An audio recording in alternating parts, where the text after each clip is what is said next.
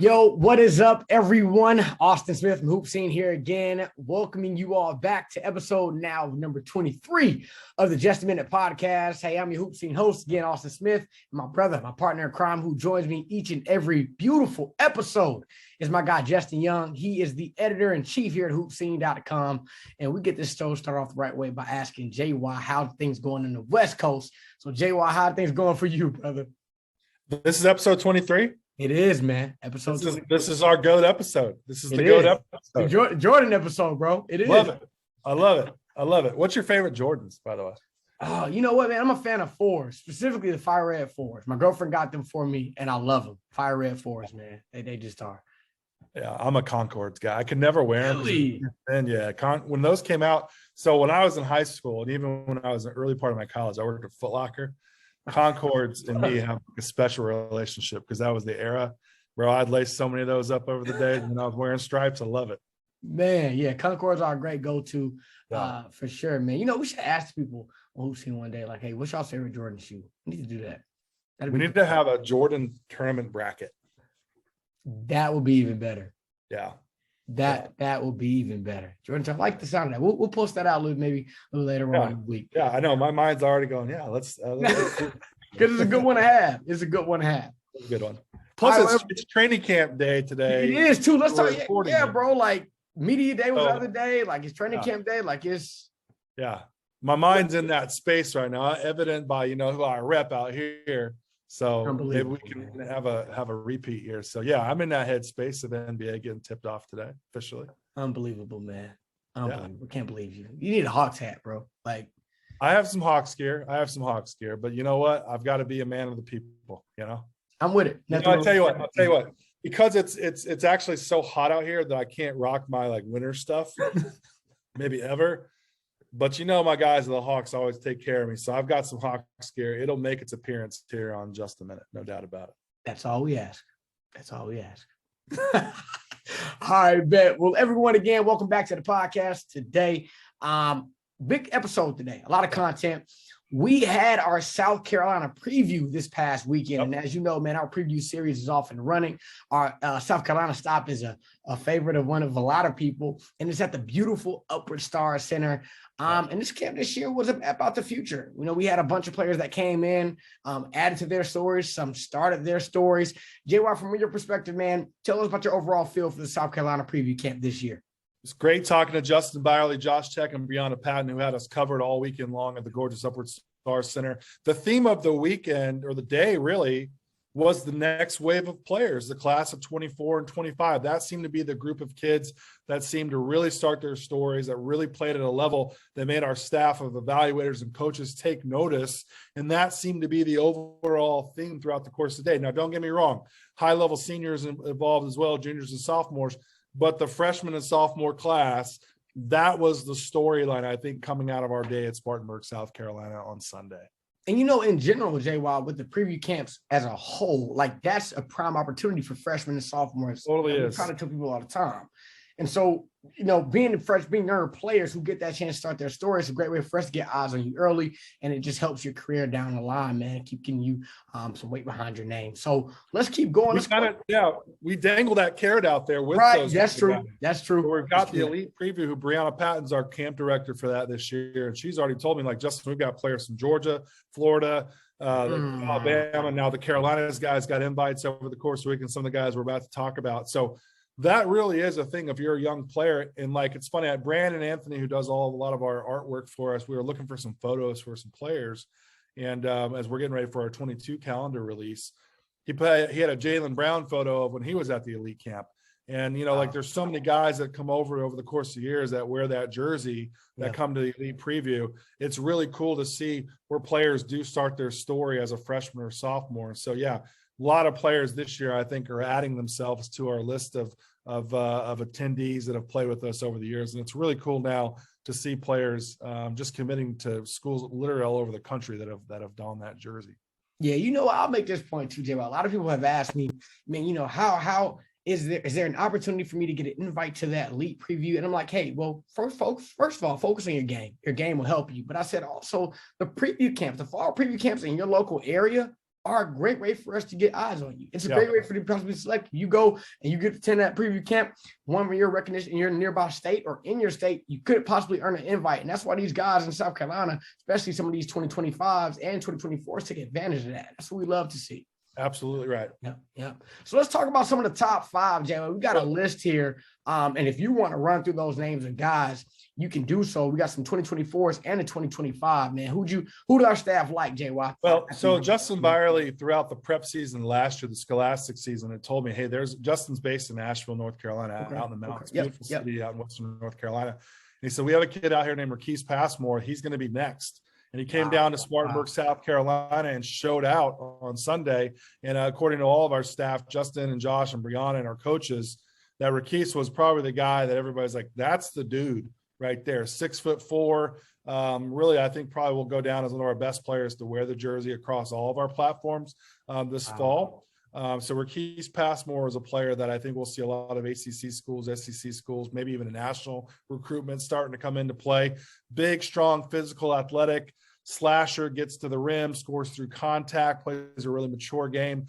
He's a player that I think that we've heard about a lot already because of Justin's expertise in the state of North Carolina. But I think that profile now continues to grow with his play on stages quite like the South Carolina preview. So big day for Raquise Passmore. If you're a high major coach and you're watching this, put him on your list of players that you've got to get out to see and get out to Asheville and lay some eyes on him, because I think he's going to be a player that you're going to hear a lot about over the next couple of years. Oh, so we've got to keep an eye on Raquise, man. Congratulations, brother. Good performance indeed. Let's keep going, Jay. I guess we can keep talking about some of these underclassmen that did really well, too. Let's talk about Christian Andrews, 2024 out of Asheville, North Carolina. Yeah, I mean, another player like out of that city that's really starting to pump out. Well, it always has pumped out players. Really confident guard. I know Justin was really high on him and his style of play. We've seen him play before scholastically on our HoopSeen platform. Now he just continues to stack up good days on that HoopSeen preview stage, as he's going through. Just a steady guard that can handle pressure, and a guy that continues to stack up good performances. And we see, and again, for the 24 guys, if you're an underclassman, particularly 24 and 25, because of the way the recruiting calendar got stacked up and backed up, we're now a little behind, if you will, for some of the underclassmen players. And this is a camp where a guy like Justin or Christian Andrews came in and got a chance to play in front of a guy like Justin Byerly, who's now seen him in multiple stages and said, hey, listen, I'm seeing the improvement in his game and time in and time out. So for us as a staff and as a group of evaluators, it's really important for us to have some backstory and a place that we can begin with for younger guys. So we certainly saw that from Christian Andrews. We saw that also with Braylon Smith out of Martinez, Georgia. I know Brianna Patton was really high on him and had some notes about him out of the Augusta area. In fact, there's some really high-level guys in the younger classmen out there in the Augusta, Richmond County, Eastern Georgia. So out there in Martinez, Braylon Smith is another guy, another really talented guard from that area. I believe that we invited him to our league camp from this as well. So certainly a guy. And then rounding things out, if you're a 2025 guy, which, man, it seems so weird to say that out loud, but we had some of those guys. There's some rising freshmen. Caleb Evans out of Lexington, South Carolina, also is another guy that stood out to our staff as a player that played beyond his years, and as a guy that also earned an invite to our elite camp coming up in October at Swanee Sports Academy. So again, we talked about this at the beginning. If you play on this stage, there's an opportunity for an even bigger stage. And I think these young players in South Carolina, they were the theme of the day. And really, according to our staff, were the guys that seemed to stand out the brightest. Yeah, absolutely. Absolutely. And Jay, well, there's one more name I didn't want to leave out, man, on here. And I've seen this kid play multiple times. We got a chance to see him with PCH Night Riders during the summer, and I was impressed. And if you had any chance to scroll through the timeline over the past few days, you probably saw a highlight of him making plays above the rim the whole time. Man, talk to us about Julian Kidd, 2022 out of Irmo, South Carolina. I think he's probably one of the most I think he's probably one of the best. I hate to call him a sleeper, but like needs to be recruited more by schools in the Southeast. I think we've saw what he can do. I mean, when you saw him play, what What was your first impression takeaway when you watched him play? Man, I love this motor. You know, some kids just have a will to compete, have a desire to embrace playing the game. And Julian, they call him Juice. They call him Juice for a reason because he brings that every time he plays. Great slasher, gets downhill. He makes plays above the rim at all times. Just like me, you got to find a way to stop this guy from getting the paint touch. And that same play style that he had during the HSA season, you saw that apparently here at the South Carolina preview. And I think that's what had Brianna Patton, who was very high on him. I think that's what had her interest gauged up even higher for him as a prospect as well. Yeah, I agree. And I think that motor, the physicality is why I think he can play right away as a freshman in college. And so if you're a Division II school, a low major Division I school that's looking for a guy that can come in, and like that's the thing now, is the schools are looking who can play right away, who can come in and impact the game right away.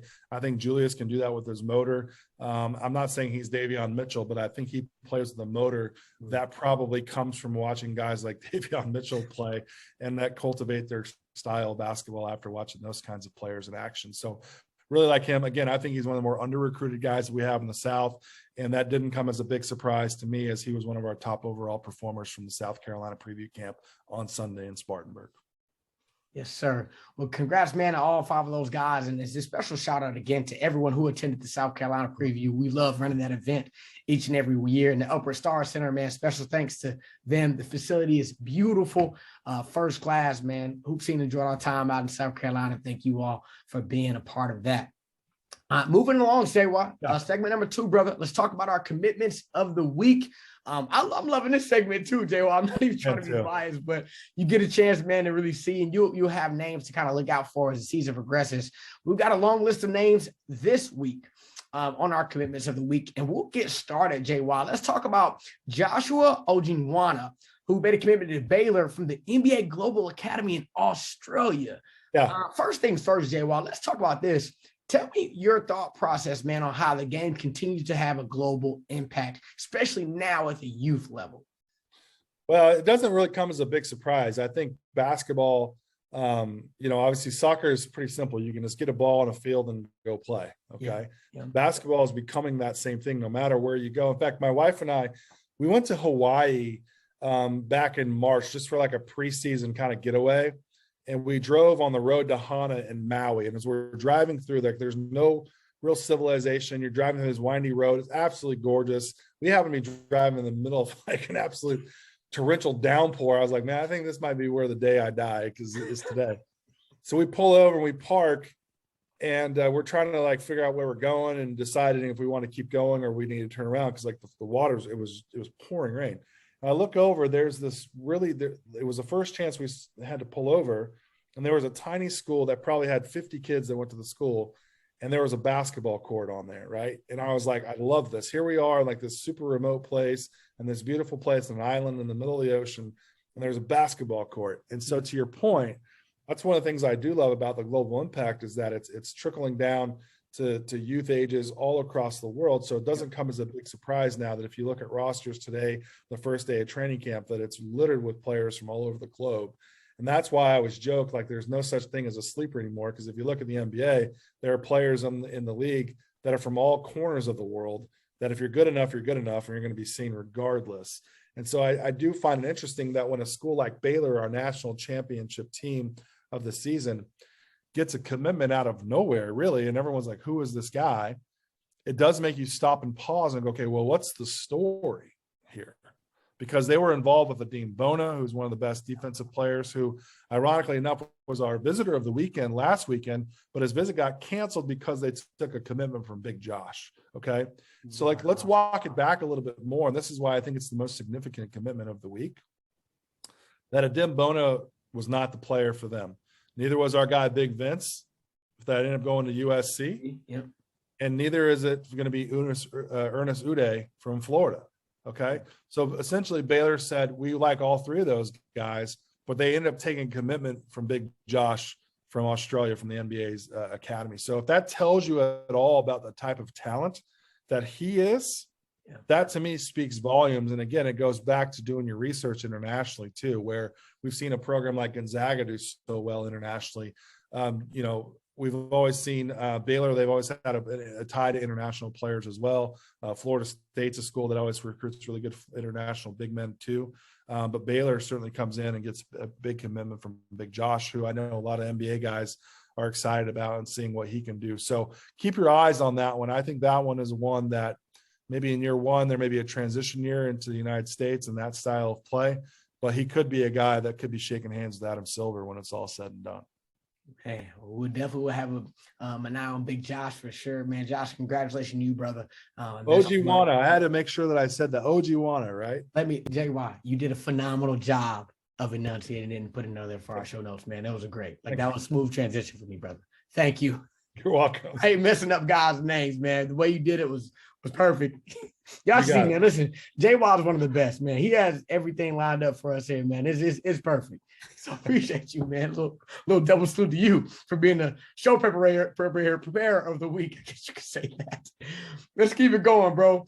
Let's talk about Riley Kugel. Kugel? Yeah. Yep. Riley Kugel to Mississippi State. Let's talk about the impact for that commitment down there. Mississippi State. Yeah, Ernest Uday's teammate from Dr. Phillips and Southeast Elite Basketball Academy commits to Mississippi State. We talked about Riley as a guy that was a big summer blow-up guy, played really, really well at the Georgia camp over the course of the summer in June, parlayed that into a huge July and August. And we saw his recruitment go from high-level, mid-level schools, mid-major conference schools, to a number of high major schools all across the country. Mississippi State, no stranger to landing and developing really good talent. Riley Kugel, I think, is a player that could be a significant commitment as Mississippi State continues to build out their roster, and a sustainable player on top of that, where watch his senior year at Dr. Phillips. And I think there is some value that goes to be said for players that really take their game up a notch the summer going into their senior year, and then can they parlay that into a high-level senior season? You know who had a really good same trajectory that played in the state of Georgia that's now in the NBA? Malik Beasley was a really similar trajectory, and I'm curious to see how Riley Kugel's trajectory goes, and he's going to a place that he can play right away and get developed. So I actually really like that commitment. I think that was outside of Josh, I think that was the best domestic. I guess we have to have that category now, the best domestic commitment from the past week. Good deal. Moving right along. Villanova picked up a commitment from Brendan Housen from Amarillo, Texas. Amarillo, baby. Amarillo by morning. You don't know that song, so I'm not even. I probably don't. And they're not even act like I do. You know what I mean? So the significance of that one is Amarillo, Texas is really up in the panhandle of Texas, okay? It's central Texas up north. The really like Texas Tech in Lubbock, it's a school that not a lot of places a lot of people can get to. Big 12, in the heart of Big 12 country. So you're going to have, Texas Tech coming in there. You got Oklahoma State, Oklahoma are going to come in there and recruit. Maybe TCU comes up and there recruits. But you get Villanova, okay, in the heart of right off the main line in Philadelphia. His recruitment went all over the place. Went to Oregon, went to Nova, and he visited a bunch of schools in the Big 12. Was a big summer blow-up guy. I've only seen film of him. Haven't seen him in person. I'll be totally honest with you. But I'm so intrigued by, to your point earlier about the global game. I think it goes back to something that I've been saying for the last couple of years, where location doesn't matter as much. In fact, it may not matter at all anymore because of transfers, because the world has shrunk down. So you have a kid from Amarillo, Texas, that leaves there and goes to Philadelphia to go play for Villanova. But really a smart commitment, and you'll hear a lot of comparisons to other guards that have played there at Villanova over the last couple of years. But I actually really like this commitment. In the film that I've seen of him, I've been impressed that he actually fits their system really, really well. But man, Amarillo, Texas to Villanova, that might be a first. They may never have had a player or a student athlete or a student ever go from Amarillo, Texas to Villanova. That might be a first in program history, in school history in Villanova. Well, he'll definitely have to get used to the weather change. It might be a big weather change for him going to Villanova. I think the draw, I think the voice, I think the dialect will be the biggest change. Yeah. That Texas dialect is definitely a little bit different than being at Villanova. Good old Villanova. Going from brisket sandwiches to cheesesteaks, man. That's a pretty good pivot, if you ask me. That is a notable pivot. That might be a big one. We're gonna start a food blog. We're gonna start a food blog here before you know it, bro.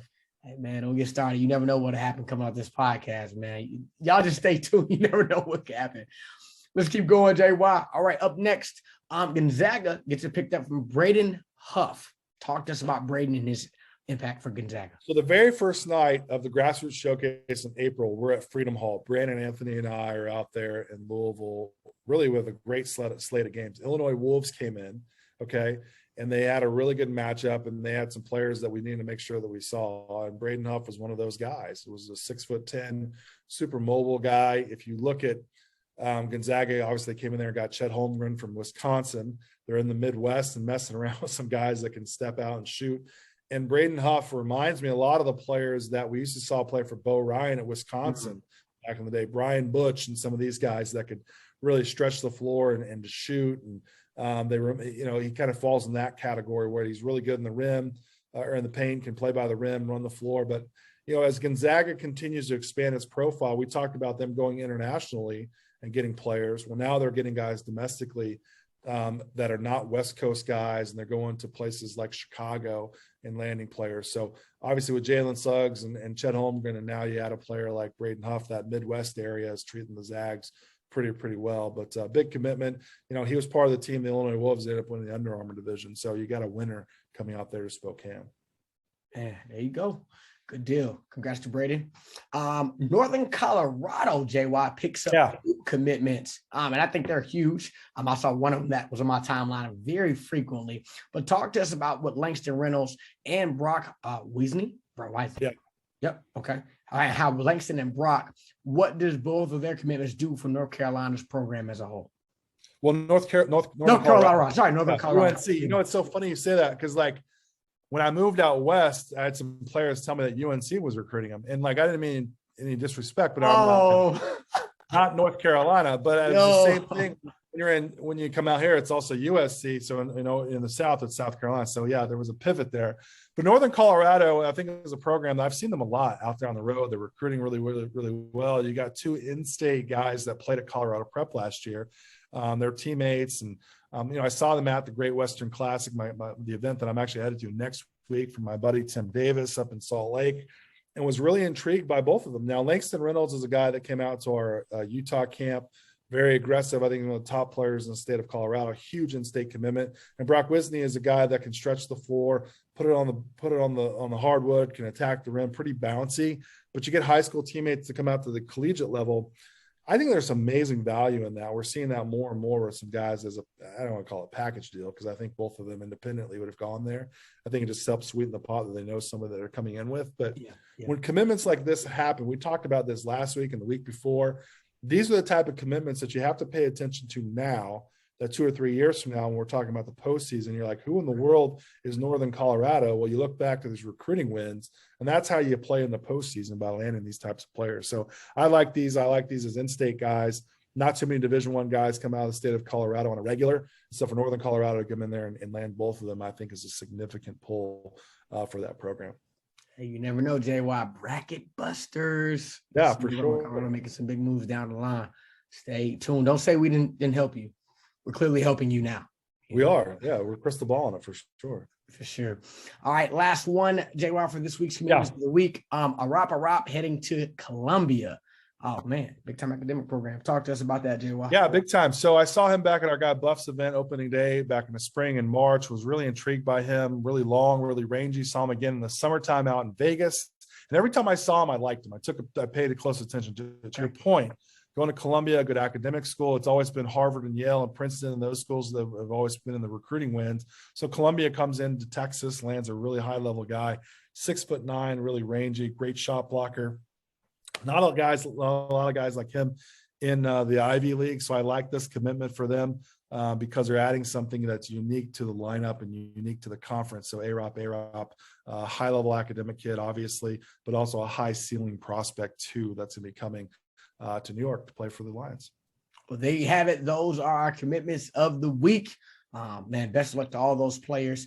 Good luck in your futures and enjoy, I guess, the remaining of your high school career of this last and final season. Let's keep it moving, JY. Another segment. We've got an event announcement. You know how we do here at HoopSeen, and we prepare early for you all to make sure you all can really get going with your travel ball season for all you coaches out there and players for the 2022 year. I feel like because I'm not even going to give it away. JY, man, I'm going to let you have it, brother. Tell us about the event we've got going down next year in May. Yeah, so we've always wanted to find a way. So the Bob Gibbons Tournament of Champions is one of our premier events of the year. It always happens mid-May at Sewanee Sports Academy. And why we love it so much, one, it's the number one and the oldest, the longest running independent event there is in the grassroots stage that pulls in teams now from the shoe brands. The top independent teams obviously was in North Carolina for a long time when Mr. Gibbons was running it. And then he moved it down to Sewanee Sports Academy about 10 years ago, maybe even longer than that now. And we've ran that event, and it's been really, I think anybody that goes to it knows and appreciates that style of play. It's a tournament style for the best teams in the country, and we really do find out who's competitive and not. Right. Well, when we came out here and expanded to the West, we wanted to find a platform that would equate to the Bob Gibbons Tournament of Champions and pay homage to what that was. Because back in the day, we saw programs like the SoCal All-Stars, and we saw H Squad and some of these teams that would come from LA and they'd go out there to North Carolina and compete and win. Yeah. Well, those teams obviously don't come out anymore because we've regionalized youth basketball. I'm saying all this to set the stage for the All-In Invitational that's going to be happening in Las Vegas, Nevada, May 13th to the 15th at the Las Vegas Basketball Center in Las Vegas, Nevada. We're going to be running that and hosting that next year. And that stage is going to be comparable to what we've built and what we've continued on with the Bob Gibbons Tournament Champions. The All-In Invitational is the West Coast version of what that Bob Gibbons stage is, where all teams from all circuits are welcome. And it's a stage that we're going to go hot and heavy after some of the top teams out here in the West and compete the same exact weekend as we have Bob Gibbons. So coast to coast, we've got options for you if you want to compete at a high level. You want to come to Atlanta, let's get you at Bob Gibbons. You want to come to Vegas, let's get you in the All-In Invitational. So we're really excited about that and getting that as we continue to expand our HoopSeen West platform, not only for HSA teams, but for teams that want to compete against like-minded teams. That your goal is about getting guys to college. Let's help you do that with stages like the All-In Invitational. Ooh, man, it's going to be hot for sure. I'm excited already, man. The All-In Invitational is going down. Again, Justin said those dates are May 13th to the 15th. Mark your calendars now. More details will be to come soon. So, hey, stay on the lookout at HoopSeen.com for those details when they come through. Oh, man. Yeah, I'm going to be up there at the Las Vegas Basketball Center a lot over the next couple of weeks. I'm going to go up there probably next week, take a look at it. You'll see some photos on social media. I'll also be back there for the Border League, which is absolutely loaded. That'll be held there, one of the venues for that phenomenal Scholastic/travel team event in October. So we'll have you covered. So, yeah, you're going to hear a lot about the All-In Invitational a lot over the next 6-7 months as we prepare for what should be another tremendous stage for our teams to compete. If you're on the HSA, that's a stop that you can go to and compete at. That's on our platform now. So be on the lookout for that as we have more information on that as well. Man, I'm excited, man. That's going to be a big one for sure. Wow. HoopSeen West keeps growing bigger and bigger, man. So, yeah. So we've got the HoopSeen West tip-off. Okay. That's at the end of March. That's going to be here in Phoenix. We're going to have an NCAA live period event. Okay. The Valley Jam. We've moved it from July back over to the spring and April, back over at Ottawa University, and now we've got the All-In Invitational, and any teams from all over the country can come to any of those. But obviously, we're gonna be going hot and heavy after some West Coast teams for that event. Listen, man, we got events everywhere. Okay, we do. We literally have events everywhere. Yeah. You and your teams, y'all teams can pick where you want to go to, pick what venue you want to be at, man. We've got it all for you all. We're excited about 2022, as you can see, and we're making sure we give you all the best here at HoopSeen, so you all don't have to make a second choice about anything else, man. We got stops for you all for wherever you all want to go to, so get ready and stay tuned. Okay, that wraps it up, man, for episode number 23, the Jordan episode of Just a Minute. JY, any final thoughts from you, my brother? No, I just got to go find some Concord J's now. Hey, listen, be on the lookout too. Me and Jerry were talking about that earlier. We might do a shoe challenge. We might post a couple tweets that preferring Jordan. So if you're a sneakerhead, stay tuned for that. That might be something you might want. If you're watching this on YouTube and you've made it to this far now, comment below what your favorite do that. Yeah, let us know, man. JY might announce our favorite pairs later on. He said, well, I would tell you, he said Concourse. I'm a fire red Forest guy. I like ones too. So the ones are classic. Yeah. I mean, but you ask me next week, I may have a different pair. You never know. For sure. For sure. Well, JY, man, I appreciate your time, brother. Thanks for hanging out with me as always. Everyone, thanks for tuning in. Again, this was episode number 23 of the Just a Minute podcast. Stay tuned to everything on HoopSeen.com. We're still in the midst of our preview camp series, so you can go ahead and register for our next upcoming stops there. I think we're hitting Tennessee. We got the Georgia one coming up soon. A lot of different stops, so make sure you check out the site for that. As always, stay following us on Twitter at HoopSeen so you don't miss a beat as well. Thanks for tuning in, y'all. We look forward to seeing you all again next week.